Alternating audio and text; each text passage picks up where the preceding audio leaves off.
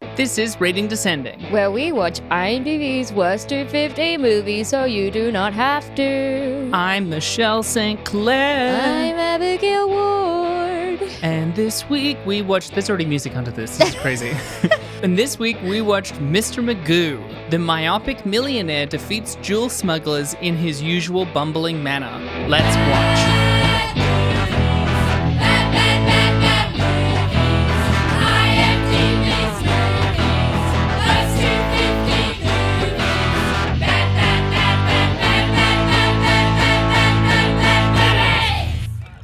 Pretty good tagline. It's one of the weirder written ones, though. Succinct.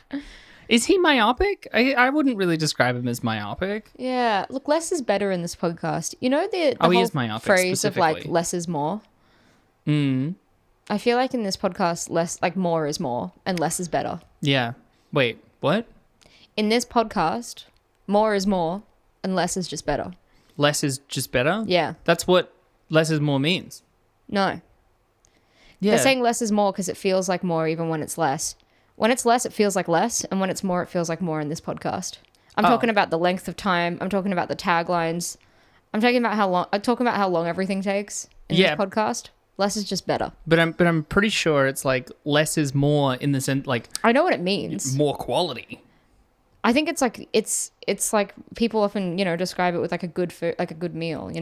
less of it. You savor it more. I don't give a fuck. I know what it means. With this podcast, less is better. And more is just more. More is just more? Yeah. Rip to our longer episodes. Best episode we've ever done. Nothing to lose. A tight 30, I'm pretty sure. Yeah.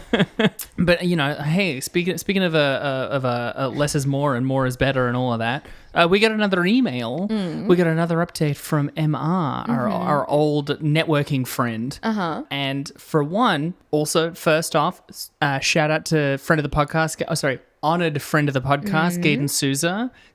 Specific shout out was given as a great replacement Abby, and in general, every guest has been on point. So that's pretty good. That's pretty cool. Although there was a lamentation that you missed the midpoint of the list. Oh, I did. Yeah. What the fuck? Yeah, that one missed call. Well, I mean, it's uneven. So it was specifically the Regia Bividic 3 to one missed call transition, I think, was the midpoint. If it's uneven, wouldn't there be one film that was the midpoint? Well, no. But, I mean, that's what I mean. I guess because it's 250. Yeah. So it's like, I don't think there is a middle film. Or maybe there is, and it was one missed call. No, because... No, there would be. Yeah. So I think it was one missed call was the middle. All I know is that when I put it in, the episode count goes up, but the episode names go down, and there was never a point where they were the same. Yeah. That's what I mean. Yeah. However, there's been yet another update on some of the stats, which is fucking rad. And they have developed, we've already seen it a handful of times, but now the network, the stats website that MR has developed is now shareable. I'll link it in the tweet when we post it and stuff. Amazing. But it is literally like a network web app to be able to see all of the connections of all the of all the actors and stuff on the list. real? Yeah, for real. It's really, really fucking cool. My God. Oh my God. It's so cool. There's even like our graphs of our ratings and stuff. There is also the stat given for interference, which was the point at which we became aware of our upward trend and tried to correct it actively. But the weirdest thing, so there's only 3 movies, like, because when we get returning actors, it's usually because we've like either recognized them or looked it up and like looked up other movies they've been in. But they're like full on ripping from the database of IMDb. So there's way more connections than we've been able to get, but mostly through like this person was in the background of these 2 movies, right? That kind of thing. But because of that, almost every single movie on the list is shared with at least one other movie. There's only 3 that sit as complete and total islands. Which? Do you want to guess? No, A fun little game. I don't know if I could reship. Actually, no. There's been 2 reships, so they wouldn't. Oh. It's specifically mentioned by MR. More? No. Well, because it doesn't. We didn't do it. Yeah, we didn't do it. But you're right, though, that Rija Bividic only connects with each other. Yeah, they would, wouldn't they? I'm just trying to think Yeah. of other strange, obscure films. I'll give you two of them. There's Yeah. Nothing to Lose, Okay, because wow. it's Brazilian. We Yep, haven't done that any makes other sense. Brazilian ones. Human Centipede. What? Well, I No mean, way. because there's so few actors and none of them are Yeah. very good. The third one was a real surprise to me, Wing Commander. Really? Weirdly, no one in Wing Commander was in any other movie on this list so For far. real? Yeah, for real. That's crazy. I don't know what to tell you, man. I think more highly of it now. I managed to avoid the smear of this podcast. They also give, as an example of it, like the 5 degrees of rating descending to get from Thugs of Hindostan to the network at large of everything, which is Thugs of Hindostan to Tube Light to Ra 1 via Shahrukh Khan, Ra 1 to Artemis Fowl via Atul Sharma, who was just like an uncredited civilian and a security guard. Yeah. Artemis Fowl to Marmaduke via Josh Gad, and then Marmaduke is like apparently the nexus for a ton of different movies. Yeah, right. Oh my God, Marmaduke. Weirdly. Yeah, it's funny. When I thought of like what film might be connected the most, I was going to say Shaggy Dog for some reason, but I don't. Yeah. Shaggy Dog really feels like it could have, though. Yeah. But look, Tim Allen's come up a lot in this podcast. he really has. Great guy to talk to, apparently. Look, I got 2 other main things from this email. It's a long email, which means I had a really great time reading it. I'll show you the whole thing after. But they point out we lost count of the female directors, which we've lamented a few times. There's been 143 different directors on the list so far. Yeah. Out of which 11 are women. Oh. Lisa Azuelas from LOL, Patricia Birch from Grease 2, Christine Peterson from Critters 3, Stacey Tidal, forgot that was her name, Stacey Tidal from The Bye Bye Man, Martha Coolidge, Material Girls, Ava DuVernay, A Wrinkle in Time, Yeah. Dee Rees, The Last Thing He Wanted. Oh, God, I fuck, forgot about hated that movie. film Yeah. so much. It's a movie about nothing happening and then it just sort of ends. Yeah. Elizabeth Banks for one segment of Movie 43, Sam Taylor Johnson, 50 Shades of Grey, Annabelle Jankel, along with Rocky Morton for Super Mario Bros., and Betty Thomas, Alvin and the Chipmunks, The Squeakquel. No way. And this is what got me. 11 divided by 143 is 7.7%, which happens to be almost exactly the share of female directors in the general. US in 2015 at the very least. So it's just equally Just bad on movies. par, yes. Yeah. Men and women both make as many bad Equally movies. terrible films. Yeah. That's pretty cool. That's great. That means, Equality. wow. High five. Oh my God. Here's to women. We've proved a point about women on this podcast. Equality truly is like, also recognizing that women can also be terrible. Neither Don't men nor sanctify women us. make especially bad movies. Don't hate us, but don't sanctify us, you know? Also, our listeners would have learnt by this point, nor do women make especially good podcasts. Yeah. Cheers to that. Hey. Also, weirdly, we keep claiming, I keep claiming that the guest ratings are worse than ours, but actually that's not quite true. It's like evenly spread that they're better, worse, or like in between our 2 ratings. Okay, that's good. And this I thought was interesting. So I offhandedly mentioned at one point that 2006 was the year of the most bad movies so far. However, 2010 actually ties for the most. And also with us doing Halloween Resurrection last week, that's the first movie on the list from 2002, meaning every single year from 1991 to 2020 is represented so far on the list. Wow. 3 full decades of bad movies. 3 full decades. Yeah. Guys, it's Rating Descending's 3-decade anniversary. It's our 3-decade celebration. Oh man, we've been hit. That's 3 decades. It's a pretty big achievement. celebration, achievement. Yeah, we want to we're thank here. the Academy and Emma, and that's it. Yeah. I'd like to thank IMDb Boss Baby for giving us this opportunity. Yes, we love the IMDb Boss Baby. We love him. We worship him. We He are is a tied to his desk at fantastic- night. He's a fantastic boss. Yeah, Pays us well. He pays us. Well, he pays us. I mean, we get to eat, and that's really That's what we pretty need. good. Yeah. That's pretty good. I like Well, eating. with the cost of living, that's pretty good. Yeah, I mean, he's a real fucking stickler for rent. But that's okay. That's okay. I just hate he's a baby and he gets the biggest room. I know. It's really annoying. He's a big baby and he has a big cot, so it does make sense. That's true. He's a pretty big He's baby. pretty big. We don't you even thought live in the IMDb same place. Boss Baby was small? I don't think so. No, that's a big baby. Yeah. You gotta imagine, like, he's gonna be a giant person. Yeah. I mean, this baby, taller than both of us. Yeah, for sure. And we're pretty tall women. Yeah. We're pretty, guys, picture us, giant women, and then picture us, groveling at the feet of an even bigger baby. Someone's gonna get off. And I'm hoping it's you, listeners. But speaking of getting off, this week we watched Mr. Magoo. We did. Look, I was trying to get into the goofy zone, you know? The goofy zone. The goofy zone. Highway to the goofy zone. Protected by parody. That's so we can still run an ad if we so wish. Michelle, look, in this podcast, I've had to fess up to not knowing a lot of things. And today will be no exception. You don't know Mr. Magoo? I don't know what Mr. Magoo even is, like, based on. I don't know what the source material is. I don't understand what the references are. Like, there were a couple of moments in this film that I figured they were referring to maybe a catchphrase of his or two, but this is what I assume it is. Please tell us. We're preparing. I wonder if it's based on, like, a newspaper cartoon. Is that what it's based on? No. What's Mr. Magoo? You fucking idiot. You had one fucking shot and you fucked it up. Okay, next time you don't know anything. I'll treat you like this. Yeah. You wait for that day. It's every day. Yeah.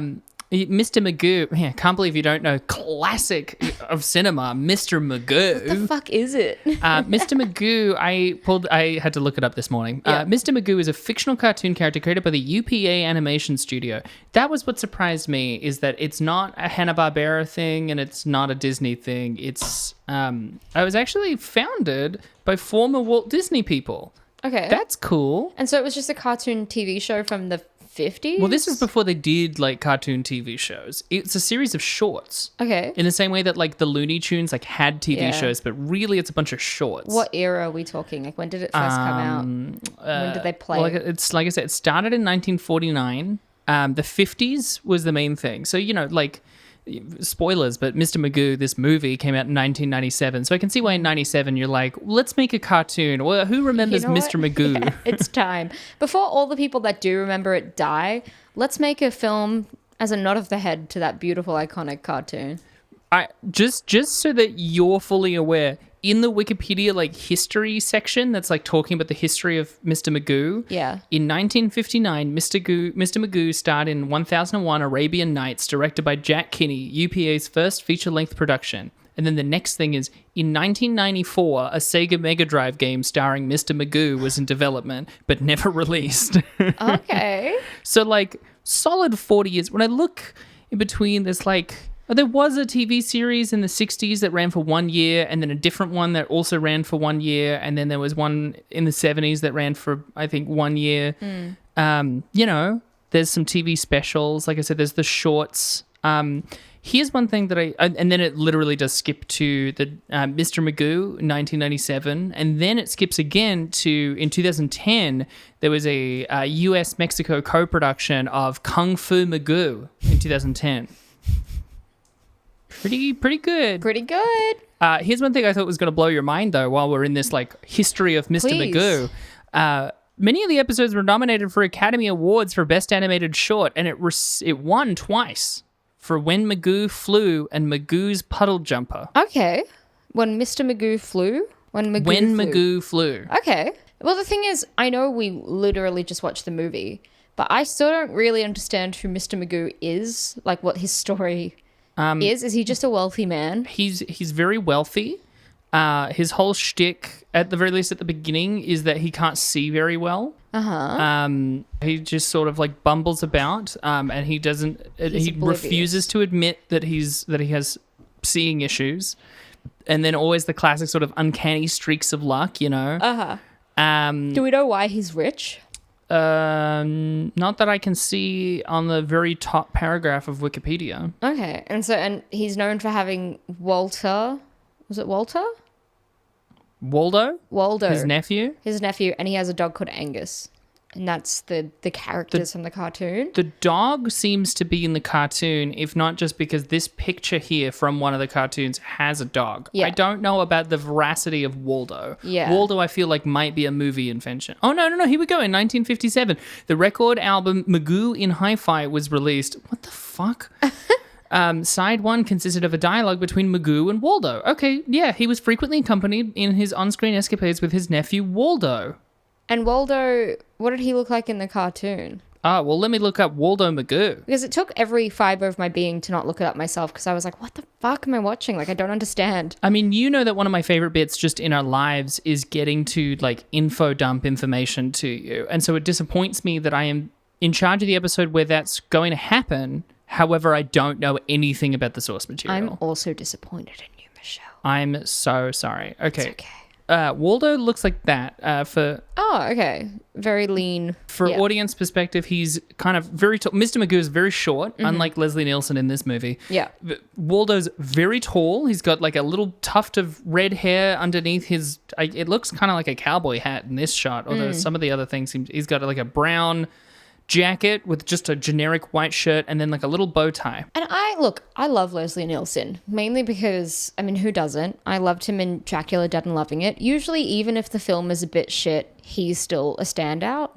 Not in this. None in this. This really drove home the fact that we're getting lower on the list. Yeah, it really like, did. We've watched a lot of films like this in terms of like feel and it being based on a cartoon. You know, we've watched a couple of different bad films that are based on like old cartoons. Yeah. This sucked. It really sucked. This was a real rough point. I can't remember if I mentioned last time we had Leslie Nielsen on this list, but like I also adore Leslie Nielsen. He was in many of my favorite movies as a kid, but I got a complicated relationship with the fact that my favorite of his, The Naked Gun, has a scene right in the middle of it that is wildly transphobic. That's not a nice thing to have in your childhood movie. I mean, if it makes you feel any better, there's almost a moment of trans-positivity in this film where he's in that wedding dress and that woman's like, oh, honey, like, you'll get married again. Like, this woman did not question that it was like Leslie Nielsen in a wedding dress. She was just like, that's a woman and she'll find love again. Yeah, but this is one of those, like, that means the character is trans-positive in a way that clearly the writers are not. Yeah.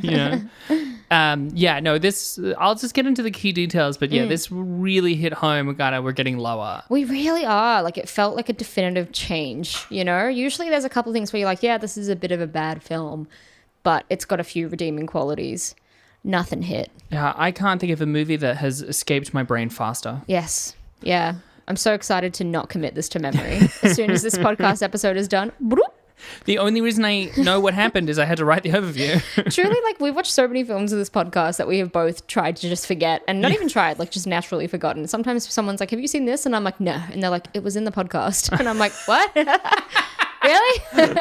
I watched that? You're joking. All right, let me get into it. All right, so this, as I mentioned earlier, this came out in 1997. The director was Stanley Tong, who is a Hong Kong director. This is his only English-speaking movie, and he sounds like quite acclaimed. He made a bunch of movies that were apparently very acclaimed, but I haven't seen, called like Stone Age Warriors, Police Story 3, Super Cop, Police Story 4, First Strike, Rumble in the Bronx. It's you know, it's always hard to judge based on translated titles of series you don't know, but you know, apparently a lot of acclaim. Never worked in English language after this again. Okay. It's starring Leslie Nielsen, Kelly Lynch, Jennifer Garner, and Malcolm McDowell. Okay. Is probably the best I would say for who the leading people are. Yeah, I don't know who Kelly Lynch is, because she played the thief, right? Yeah, she played like the sort of... What's her real name? Leanne? Oh, Christ. She had like 3 names, but... Yeah, it was very... It was like Prunella. Luann Lesueur. Yeah, Luann Lesueur. What else has Kelly Lynch been in? She looks familiar, but I'm like... You kind of look like every other like pretty blonde starlet. I don't know. Oh, hang on. Wow. Oh my god. Wow. Oh my god. Oh, she's in Roadhouse as the doctor. She's in Curly Sue as Gray Ellison. I need you to know this is a really long list. Okay. She's in Charlie's Angels as Vivian Wood. Okay. God, she's in so many things. Jesus Christ. But just like Why can't I recall her? one of those things was like 30 things. Yeah, she just has like this perfectly symmetrical, well fucking chiseled face where I'm like, you look like 3 other beautiful blonde women. So it's hard for me to figure out where you're from. She had a recurring role as Ivan Aycock in The L Word. Oh, okay. And she was in Fatherhood. Okay. Yeah, she's in a lot. She was also in a recurring role for 15 episodes on 90210. Huge. Yeah. She's in Huge tons of stuff. things. Yeah, I don't know. I haven't seen literally any of those things, but Yeah. actually, I saw Roadhouse once ages ago, and I would never recognize Kelly Lynch. The returning actors, though, as far as I could see, were Leslie Nielsen, who was in Superhero Movie, Nick Chinland, who was in Ultraviolet as like Daxus, who I think I might have mentioned this in this episode. Every single time I see him, he's in so many things. And I always go like, man, why do I know that guy? He's so like, I love his voice and he's charismatic, and it's always The Chronicles of Riddick. Oh, I've never seen that. It's got a 6 out of 10 on IMDb. Okay. But when I was like 14, I was like, this movie's fucking great. Nick Chinland is fucking awesome. Nick Chinland. He's in a ton of other things as well. Guy really gets off and doing a lot of TV. But anyway, it was also Jennifer Garner was in Elektra. Yeah. Ernie Hudson was in God's Not Dead 2. Forgot that. That sucks. Stephen Tobolowsky was in Freddy Got Fingered. Who's Stephen Tobolowsky? Is he the FBI? Ned Ryerson. Yeah, That guy. the guy Jack Barker from Silicon Valley. Yeah. Yes, you know when we were watching Silicon Valley and he popped up, Claude was like, "Oh my god, Wallace Shawn," and I was like, "No, that's not Wallace Shawn." And he was like, "It's totally Wallace Shawn," and I was like, "Are you looking it up?" And he was like, "Yeah, because it's obviously Wallace Shawn." And I was like, "Oh, this is just going to be so embarrassing So for you." embarrassing. He was like, "It's not Wallace Shawn." There's a spectrum though, where Wallace Shawn is on one end and Stephen Tobolowsky is on the other one, other end, Yeah. right? It's something about specific like balding comedic actors. The spectrum isn't fun. Maybe it's just height. Yeah, You know, maybe it's about presence. yeah. Height and presence. But We're full of it. I mean, You and me. Stephen Tobolowsky, we're full. We've of got it in spades. We're real Tobolowskis over here. Yeah. Whereas like Claude, it's a real Shawn. Hey, it's my husband. Have you heard of Dinner with Andre? Yeah. Yeah. Someone's the Wallace Shawn and someone's the Andre. Which one are you going to be? Yeah. Well, who plays Andre? Because I don't Andre think the Giant. That's. What? Is it? Yeah. Is it? Yeah. I'm gonna be real with Literally. you. I'm gonna be real with you right now. I only know that movie because of the Community episode where they do it. Yeah. Andre is just Andre the Giant. I thought you were doing a bit about the Princess Bride. No. I'm looking it up right now. Wow. Yeah. Wait. No. What? No, it isn't. Yeah, it is. No, it isn't. Yeah, it is. No, it isn't. No, dude, it's Andre the Giant. No, it isn't. Dude. Why did you do this? Guys, it's just... Dude, it's totally Andre the Giant. Wow, that's cool. Look, I'm a fucking idiot. And My sense of humor is just lying to people. God, so much of my ability to live is predicated on like believing you. I know. I just like, it's fun watching people actually be right and then the self-doubt just flashes across their eyes. What I hate the most though is my first instinct was, that's a good bit. And then I felt like a fool for being like, oh, I'm so sorry. There was a real piece of information you were trying to share with me. I'm gullible. I would have fallen for that, 100%. Yeah, but it would have been funny instead of tragic. Lastly, though, Frank Welker, who also voiced a thing in Super Mario Bros. Ah, Yeah. And I remember telling you at the time about Frank Welker. I was like surprised that he hadn't been in more. And he was Angus the Bulldog and the Mandrill. yeah, I was Angus the Bulldog. Well, it's No. Frank Welker. If there's Mr. Magoo. if there's an animal in something from the 80s to the 2000s, it's fucking Frank Welker. Yeah. The budget of this, by the way, was $30 million. Okay, what did it make? 28.9. Fuck. Yeah. That's fucked. It's really funny. Like, even if it was equal, that's not a success because of the way No. that movie financing works. But that's really funny to be so close. Yeah. Yeah. Here's the overview. As I mentioned before, it's the only reason that I know what happened in the back half of this movie. I feel like I could not. It was an optical illusion that I could not pay attention to. It was like a screensaver was playing with zero plot whatsoever. Also, what I mentioned up front before, I've got it in here as well. I couldn't tell because the subtitles were inconsistent, and you can't quite tell from their just them saying it. And when I looked it up, I couldn't tell either whether Jennifer Garner and the Ruby are from Kurdistan, a fictional Middle Eastern country, or Kurdistan, a real place, but from an ethnic group who are all trying to make that a country. Yeah. What was Both the answer? are weird. You don't, no, I didn't. You don't know? I don't know. Okay, because I'm also it's very dubious what they've done in this film in regards to this potentially fake nationality that they've created, and they've made everyone like it's clearly based on a Middle Eastern society, but then they've cast a bunch of white people into it. Yeah, Jennifer Garner is not Kurdish. No. And it has like every time you see them, there's like a very faint sitar that plays over it. Yes. So yeah, very odd. Stephen very Tobolowsky odd. does do brownface at one point. He does. He does. And did you say this was 1997? Yeah, this is 97. It's later than I thought it was. Yeah. It's got some real, like, you can tell it's based on a cartoon from the 50s, you know? I just think it's like, you know, fictional Middle Eastern country is such a common thing, even if still weird. Yeah. Real group of people who don't have a real country but are desperately trying to. Yeah. Way weirder. And hey, don't get me wrong. I love Jennifer Garner in Suddenly 30. But she, for me, every time she cut, like, I know that woman has no edge to her, that she's probably just a fantastic woman all around. I just have this feeling that she's a really lovely, down-to-earth person. And as such, no edge often means that when I see her in a role, I'm like, eh. Yeah. You know, she's very middling as an actress. And so she pops up and you're like, oh, she's so pretty. Eh.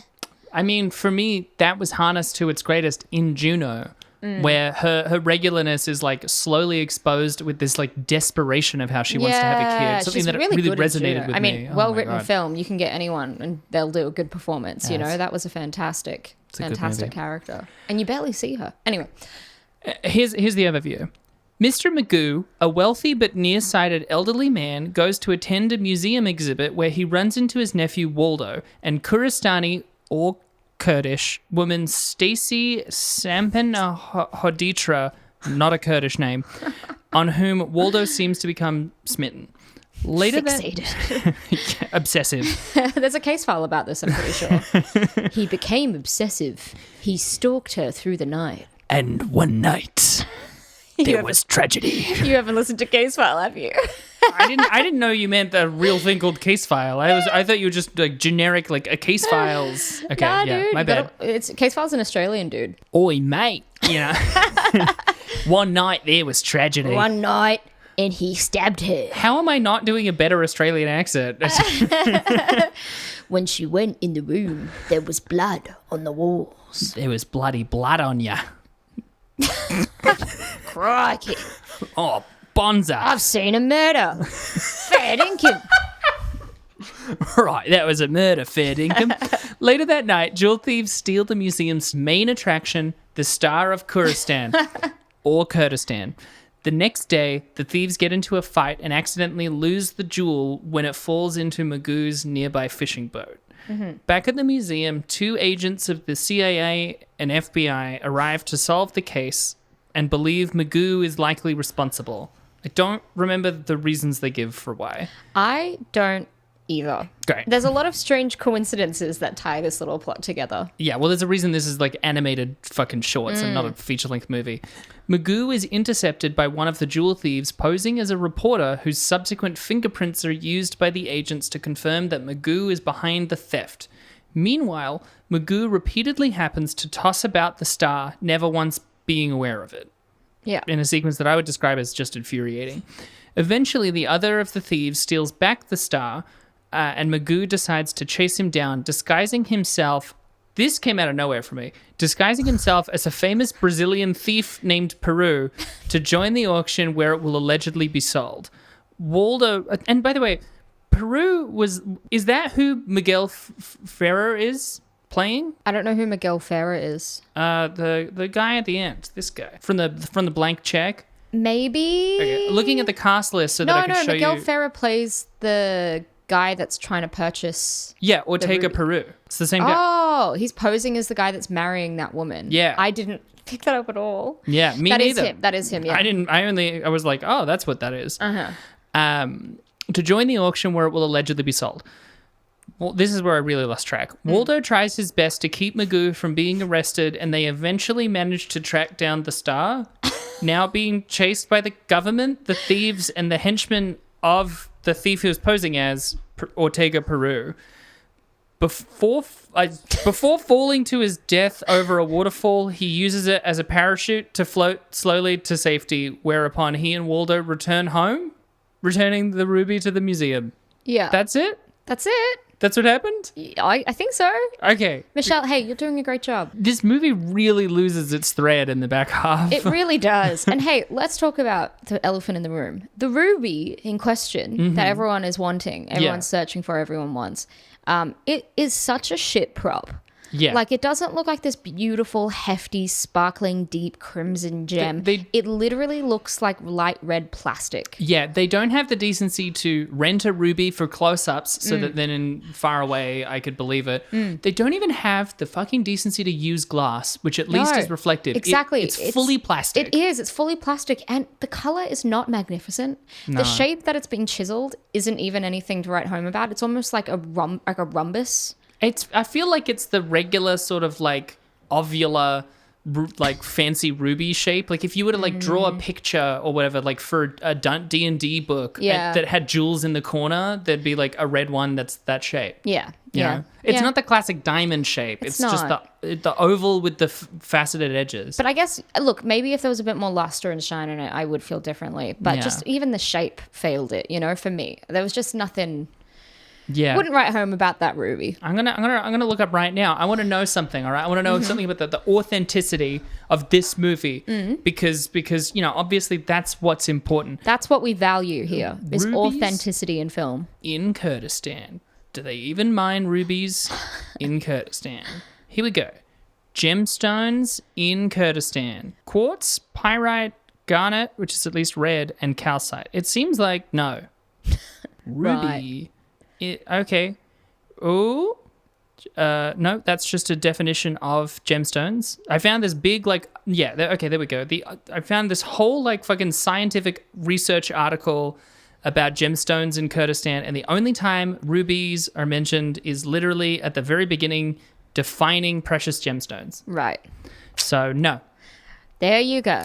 How could you, Magoo? My goodness, Magoo. How could you, Magoo? There's not even rubies there. Also, Leslie Nielsen's whole shtick in every comedy is usually obliviousness, Yes. It's always just I don't fully comprehend the situation that's happening. And sometimes that works really well, and sometimes it's really funny. In this film, there was only one scene that I thought was kind of funny. That's because generous. of that shtick. Thank you. And it's the bit where he's, making the chicken. Yeah, The different channels are playing, and he's it flicks over to, a guy that's doing carpentry, and he still thinks he's, learning how to stuff this chicken, and then it's an exercise video and he's thrusting it into the air. That was kind of fun. Yeah, I think it has the advantage of being the only sequence that feels believably like a sketch. Yeah, it felt like proper slapstick comedy of just a great misunderstanding with an oblivious guy. It took me a second though, because I think a thing that's important to define in this moment is that Mr. Magoo in his comic incarnation looks like his eyes aren't open, right? It looks like his eyes are closed. Yeah. Leslie Nielsen plays that with he's just walking around like a normal guy. And so occasionally I just forget that he's supposed to be basically blind. Yeah. And so I was like, why is he doing it? Why is he doing that? Because I don't know if he was meant to be basically blind. In that opening when you have the cartoon section of Mr. Magoo driving to the theater, the opera, the premiere, he's driving somewhere at the beginning. And I just thought I thought his shtick was that he was a terrible guy because he was basically almost running people over on the road, and I thought he was doing it on purpose. So I was like, man, Mr. Magoo's really a mean-spirited guy. Apparently, he originally was supposed to be an awful reactionary sort of guy, and then they softened him up. Right. They lost the edge of Magoo in the later edge of years. Magoo. Yeah, like Jennifer Garner, he has no edge in this film. He's got no edge. Yeah. Where's the edgy Magoo? He's, people lack an edge. Magoo, Jennifer Garner, According to my mum, Claude. Mum thinks that Claude has no edge and that he's a soft, demure man. Well, whereas original Magoo was, ironically enough, your grandma's Magoo, you know? He had that edge. That edge. Yeah. People that do have edge, Tom Green. Oh, yeah. That man's got edge. He's got edge. Yeah. He's got edge for days. Yeah. You know what else has edges? What? Real precious gemstones. Not this one. Soft plastic edges. Yeah. Maybe rubber. You know who else has got edge? Rubber. You know who else has got edge? Who's got what? The guitarist from U2. Yeah. Right? Well, I guess you could edge. say then Bono's got edge. Yeah. He is owns the edge. Bono, that's how it works. Bono owns the other three. Yeah. When you get into a band, you sign a contract that the lead singer owns you guys. Yeah. Yeah. Well, because because U2 is the name of the band, but Bono is a being they summoned, right? Who they didn't quite understand in a originally quite funny and charming 80s comedy that has had a tragic turn in its refusal to die. Oh, yeah, absolutely. You know, how else could you give an album to everyone with Apple Music without their permission? How else would you explain the Apple Music debacle? It's funny how everyone was given a free album. Everyone was like, what the fuck? Get off my phone. Because here's the thing. I think part of it, for one, when it's on your phone without your permission, a lot of people were like, this is an invasion of my privacy. And it's like, they don't have to have your details to put it on Apple Music. It can just be a part of Apple Music. But if you give me a CD for free, you or someone on the street, not Abby, if you do it, then it would be a jerk for doing this. What's my name? Who am I? If I'm not Abby, who am I? I was supposed to say Michelle. Oh my God. Michelle? I'm another Michelle? You're another Michelle. Okay. Yeah, you're just another Michelle. As in, I'm a clone of you, or I'm just another woman called Michelle? Follow your heart. Follow your bliss. I'm a clone. Okay, you're a clone. Okay, so I'm walking down the street. Hey, friend. Hug? I look beautiful. You're so fucking hot. And then we hug, and then hey, do you want to come back to my place? I think Brooke would love this. Okay, new scene. Okay. You're Stacy. Yeah? Okay. You got a hot mom. You're standing on the street. You've got like a kiosk behind you. It's your job to like hand out free CDs. Mm-hmm. I'm walking by. You spit on me. No. You're like, I don't want this fucking CD. Be your character. All right? Stacy. That's me. This is me getting into character. Okay, great. You're meant to. So your job for the CD, your game is to try and give me this CD. Hey, right? Stacy hasn't been late in like 10 months. Sure. Hey, what's up? Okay. Hey, Stacy. Hey. Oh, I don't know your name. Hey there. Hey, my name's Stacy. I'm trying to go somewhere. Okay. Do you want the CD? Not really. Okay, but what if I gave it to you anyway? Okay. And think because you'll I'm really anxious. like Okay. And then I take the CD, and then the next bin I find, I throw it away. And I'm like, hey, sorry, I saw you threw the CD away. I take think my you forgot headphones it. back on, and I'm like, oh no, I'm so sorry. I didn't really want it. That's what I said the first time. Okay. Well, do you still want it? Not really. Okay, well, it's just in the bin right now, so let me just... It's a Wiggles best of. I don't need it. Yeah, it's the Wiggles best of by U2. It's their new album. Yeah, that sounds... It sounds fine. It's just not really... I'll just give it to you anyway, so you can listen to it. Okay, well, I mean, once you give it to me, it's mine, and I can do with it what I want. Yeah, but not if I'm watching you. I mean, you're right that creates a social pressure, but you're wrong in that it's still mine, and I can do with it whatever I want. Do you live close to here? Have you got a CD player at home? I don't have a CD player, but I do have like a disc drive that I guess I could plug into my computer. Yeah, that works great. Let's go. Are you gonna come with me? Yeah. I don't really. No, I just finished work. Yeah. So Okay. Yeah. That's. I got sure. nothing on. Yeah. Okay. That's I think you really do like you mind it. if I just text real quick? Okay. Yeah. Can I see what you're texting? Oh no. Who's that? It's just my. Is your friend code 911? It would be crazy that I'm dialing that in Australia. Is your friend code 000? Yeah, that's my friend. Cool name. It's. You've got to get it. You've got to end this with your iconic. Just get out. Yeah. Get out. Just get out. It's a winner every time. Where were we? I was just trying to say why, like, it's fine to be given something for free and then you throw it away. It sucks when you can't throw it away. That feels awful. Yeah. And then it's because we brought up you two. And The Edge, and who has Edge. Let's go back to the movie. Okay, let's go back to the movie. Here we go. Here's two of, I think, the funnier things from this movie. One's a quick one. Did you feel like a lot of these scenes like really suddenly end, but with a really quick crossfade in particular? Yes, and also they don't end on like on a punchline or anything. Sometimes it's just like, oh, Angus, get away from that, and then it will just cut slowly to and you're like, what the fuck? Like add default transition, the shortest crossfade I've ever seen. In a normal film, we're spoiled by usually ending a scene on a kind of punchline or something funny, but here they were clearly like, well, that's the end of the scene, so I guess we'll just crossfade out of it real quick. Well, to me, it feels like there was probably like 5 more minutes, and then Stephen Tong in the edit room was like, hey, in perfect English, because that's just how I'm going to play him. Hey, I don't think the rest of the scene works. Yeah. We have to cut it. And then the editor's like, I know how to fix this. Well, let's just end it. Does it matter? Perfect. Yeah. Yeah. And then he does the default one, and Stephen's like, yeah, I mean, that'll get me home. For sure. I'm going to level with you, Michelle. I just watched this film. I watched it like 2 hours before coming here.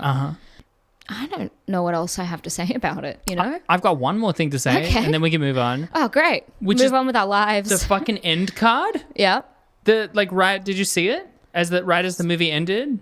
I saw that animation sequence come up as the movie ended. You know, like it ended, and then there was like the full screen like disclaimer. Yeah. What was the disclaimer though? I'm gonna pull it up so that I can find the exact wording of it, because the exact wording of it to me is really, really funny. So for context, listeners, as we said, like he's nearsighted. Every joke in the movie is he can't see shit. What a dumbass. What an absolute dumbass. He can't see in any shit at all. Yeah. It then has the fucking goal after it ends, it then, which by the way, the end is a weird time to do this, has a full screen, like on black with just text, disclaimer that says, the preceding film is not intended as an accurate portrayal of blindness or poor sight. Blindness or poor sight does not imply an impairment of one's ability to be employed in a wide range of jobs, raise a family, perform important civic duties, or engage in a well-rounded life. All people with disabilities deserve a fair chance to live and work without being impeded by prejudice. And then they did blackface. Yeah, when did they release this movie? Which is all about how he's impeded by prejudice. Oh, that's so fucking stupid. It's so funny to be like, hey, look at you, like, no one should be prejudiced. Except me! But to do that at the end, spend like 90 minutes going like, you fucking idiot, look at you, oh, look at Mr. Blindy, and then at the end go, but for real, guys. Yeah. No one should be made fun of. Hey, just a serious note. Just a serious note to end out this. No one should be made fun of for being blind. That would be rude. I know I've told you this story before, but it has the same feeling as when I went on a ghost tour to Walhalla and, you know, expecting ghost stories on the ghost tour. Mm-hmm. But we go up to this cricket pitch. Walhalla's an old gold mining town, very beautiful, very hilly. It's in a valley. You have to walk up to this really steep cricket pitch, and he told a story about how a guy drove up a couple years ago, parked his car, brought a rope, slung it over a tree at the cricket pitch and hanged himself. So, you know, reach out to your friends and don't be afraid to call beyond blue once in a while, all right? And everyone just kind of sat silently in the dark, glancing around. Where are we? That is really funny to do. Claude and I were like stifling our laughs.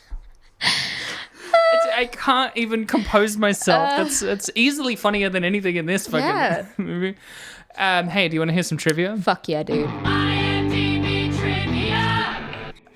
Fuck yeah, dude. Fuck, dude. Fuck yeah, dude. Fuck. Hey, fuck yeah. Yeah, I do. Yeah, that's great. Yeah. We have to do it though. Okay, all right. You ready? Fuck yeah, dude. Yeah, fuck. come on. Hey. Yeah, fuck yeah, Hey, I am. get your shit together. Fuck, dude, I'm Abby, sorry. Fuck. Abby, Fuck, hey. man, I'm so sorry. You fuck, okay? Fuck. Do you need to fuck? Fuck. Do you need to fuck? Fuck, man. Fuck. Okay, hit me with it. Get out.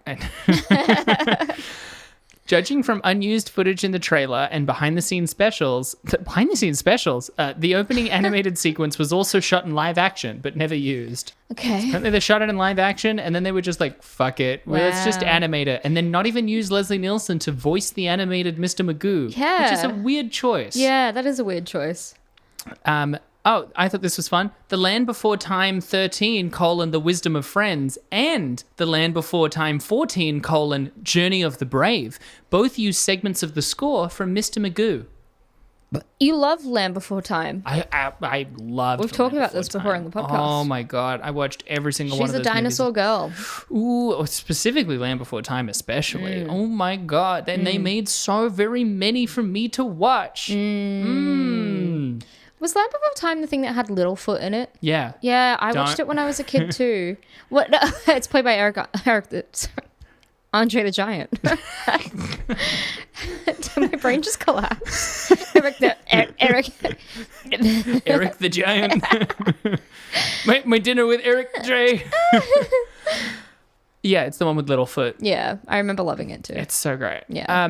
In the early 1990s, the movie was in development at Amblin Entertainment with Danny DeVito slated to star. Oh, That's a that great would have been Magoo. an improvement. That's a great Magoo. He's actually small enough to be Magoo. Yeah. Yeah. Yeah. I mean, also, apparently this was originally meant to be made in like the mid 80s, and it was basically in development hell across 4 different studios. It's crazy. It's almost as if these terrible films have the common denominator of having a production hell preceding the making of it.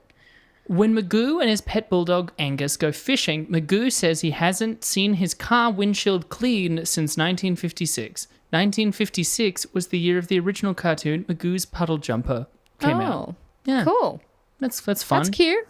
Bit of consistency, bit of continuity. I literally don't even remember writing that one down. Yeah. Guys, can you tell we're not that invested in this episode? We're always invested in making good content. We are. Hey, every week we bring to you whatever we've got on the plate. I'm genuinely trying. It's Yeah, just it's just this movie like destroys your brain. It does. Jennifer Garner. This was Jennifer Garner's movie debut. No. Well, technically there were 2 other movies that came out in '97 that were also Jennifer Garner's first one, but I think this came out earlier in the year. Mm-hmm. And it was her first time working with Disney. Oh, wow. Yeah, she would later star in The Odd Life of Timothy Green and Alexander and the Terrible, Horrible, No Good, Very Bad Day. Oh, I've heard of the latter. Yeah. I've not heard of the former. Say it. I don't want to. Say it. No. Wow. How could you? I can't retain After that all we've information. been through. After all we've been through, you couldn't do me one favor. And here's a weirdly written goof. Oh, I love it. Mr. Magoo comes to a stop, frozen stiff on the edge of a large drop. Waldo bumps into him, and as he flies over the edge, his arms are flailing. Yep. Which is Sure was. misspelled and not a goof. I'm going to put in goofs of just observations in the film. A lot of the times when I read the weirdly written goofs, it's like someone has just written something that happened. Yeah. Love it. I just love that anyone's allowed on the internet. Yeah. Hey, do you want to hear some reviews? Oh, yeah. Reviews! Movie has 10% on Rotten Tomatoes. Checks out. We're still in the 4.0s on IMDb. Mm-hmm. Roger Ebert of the Wait, we Chicago... went down to 3.9s, didn't we? Did we? Yeah. Oh, wow. So this bumped up by a point. It did, yeah. Got a 3.9 on IMDb. Roger Ebert of the Chicago Sun-Times said this movie was transcendently bad. It soars above ordinary badness as the eagle outreaches the fly. That's so poetic. Which is great. That was too poetic to be used as a review for this film. He also thought the end card that I thought was funny and proclaimed it was the only funny moment in the whole movie.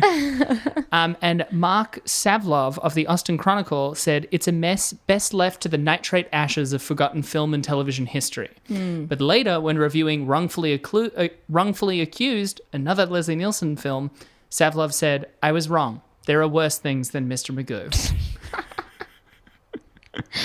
Yeah, then the war in Ukraine happened, and I was like, yeah, I was wrong. There are worse things than Mr. Magoo. Yeah. How about the Holocaust? You heard of it, Savlov? Hey, I'm a Kurdi Jew. You know I've heard of a bit of the Holocaust. But like a quarter of it. Mark needs to hear about it. Yeah, he does. Here's an IMDb review titled, Father Reviewer Says, Great Kids Movie. Below is quote from my youngest by Wazzicals. Or Wazzicals? Wazzicals. Was it cool? All I want to say, this is the quote in question. All I want to say is that it's a really funny movie. That was like the funniest movie ever. End quote.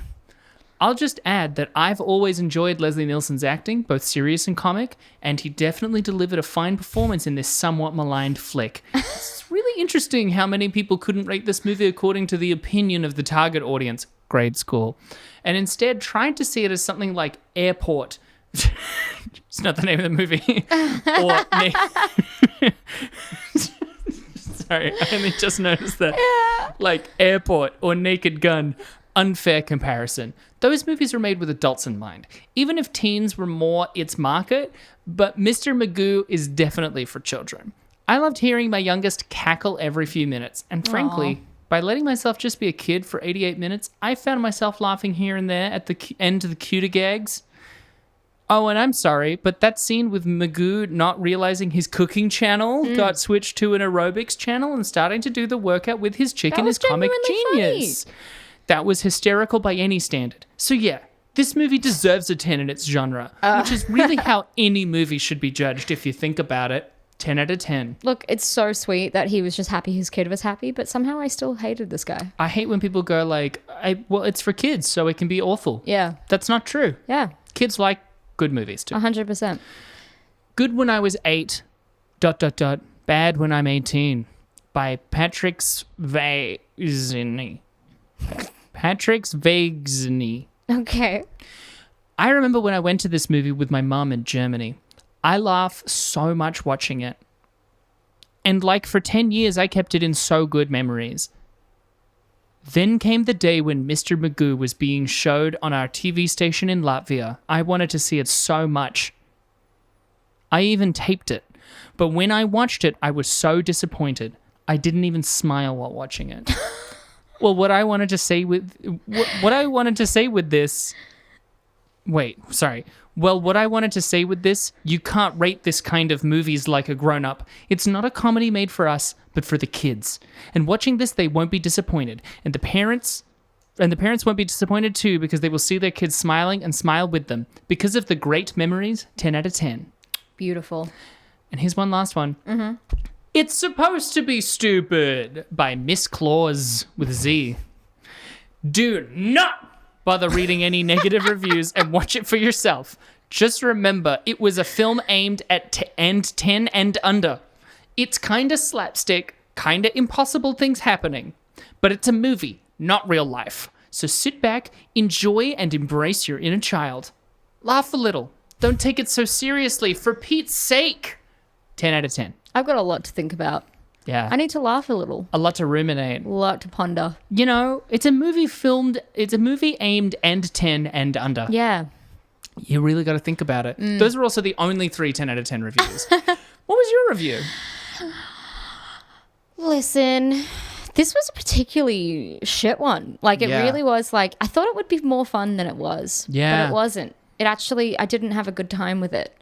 I think I thought I would, but I didn't. Yeah, I was expecting something more like Rocky and Bullwinkle. I even would have accepted more like Yogi Bear. Yeah, honestly. But look, I love Leslie Nielsen, and this film didn't make me want to, again, strangle myself, and it stayed at a tight 87 minutes. So, and it looked like a proper movie, but it was... Did it? I don't know. It kind of looked like a kid's show. It gets harder to rate these things because I don't even know if I have an opinion anymore. Well, wait. When you say it kind of looks like a movie, remember, $30 million in 1997 money. Okay, yeah. Did it look like $30 million? I give it a 1 out of 10. Great. I give it a 1 too. That's exactly what I was going to go for. Yeah. Okay, Richie Jet. Yeah. There we go. All right. Well, you know, that's just what we thought about it. If you enjoyed hearing us talk about it, or some of the sillies and funnies you did, well, you could follow us and join us on social media. You can find us on Twitter at RateDescendPod, on TikTok at RatingDescending, or you can email us at ratingdescending@gmail.com. I love the emails. Or you can find us on our personal accounts. I'm on Insta under Abigail J. Ward. And I'm on both Instagram and Twitter at Michelle.St. And don't forget to drop us a review wherever you get your podcasts. It makes a world of difference. It makes a difference. I'm Stacey. Good night. Stacey, get out. You have to leave. Hey, I just wanted to check. Have you listened to it yet? No, I haven't. I'm never going to. I'm never going to listen to you two doing the best hits of the Wiggles. I think you'll probably listen to it at some point. All right, what's the best one? I haven't listened to it. You gotta be kidding me. It's just a job. So I gotta pay the bills somehow. No. It's just a job has to be the end because it's the funniest thing. Listen, hey, Stacey, but more than anything, Abby. That was Mr. Magoo. What are we watching next week? Michelle, next week I'm delighted and honored to tell you that we are watching Street Fighter. Yeah. Another JCVD fucking classic. Yeah. Let's get it on. Yeah. Push those fucking arcade buttons. Yeah. Punch. Kick, Watch kick. Jean-Claude flex all the time. Oh, I get to tell you all about my queer theories about Street Fighter. It's going to be so good. So keen to hear it. Hell yeah. We'll see you fuckers then. See you fucking then. Wait, that's different.